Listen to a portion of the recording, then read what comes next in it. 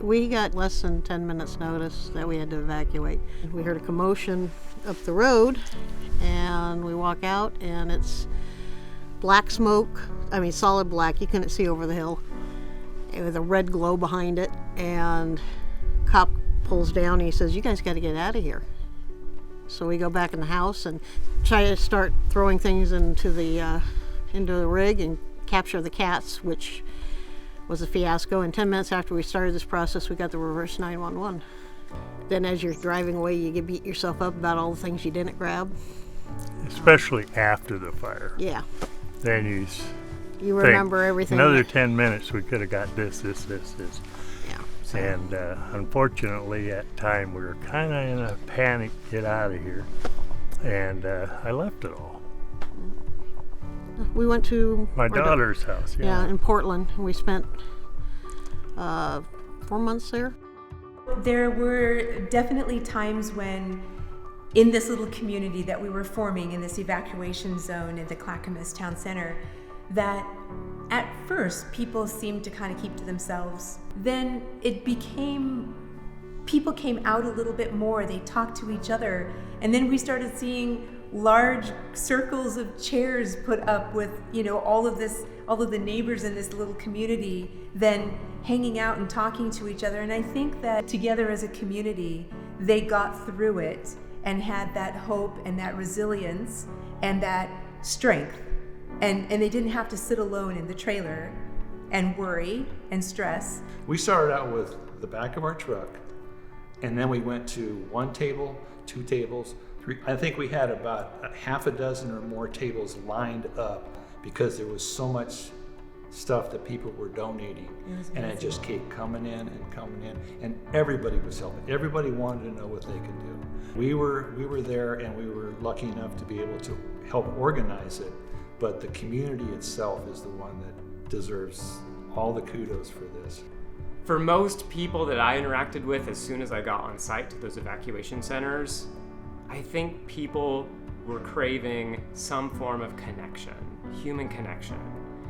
Maybe even a sense that things were going to be okay, which in those early moments we didn't know. But what we did know is that as long as we were together and we were connecting, we were sharing resources, we were going to get through this. There's a profound sense of we're in this together and we're going to get through this together, no matter what happens.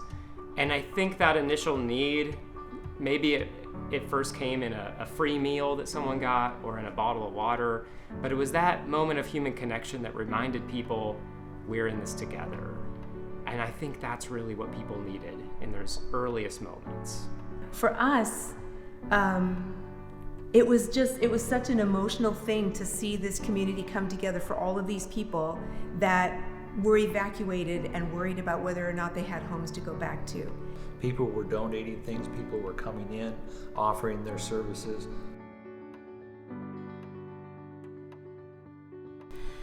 And we've been here for 37 years, I think.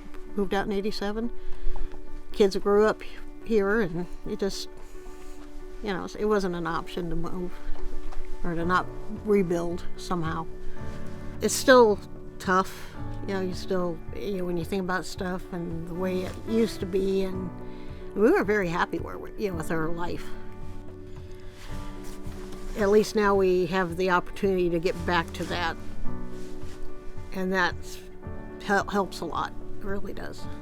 We are all trying to figure this out together. And what I would want to convey to anyone is that sense of togetherness remains. Whether you need your house rebuilt, whether you have physical damage to your property, or whether there's some psychological need to be prepared in case this ever happens again, these are all conversations and resources we can keep talking about as we rebuild together.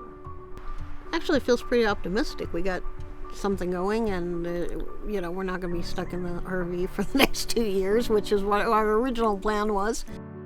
It is my hope that those connections and those bonds and the resiliency in the community that I witnessed has changed who we are and has made us stronger together.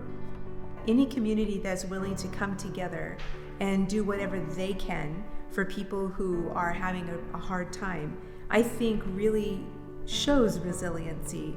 Community is absolutely what got us through the wildfires. When a year starts rolling around, the best piece of advice is get a bigger RV. There ain't enough room for both of us in there at times.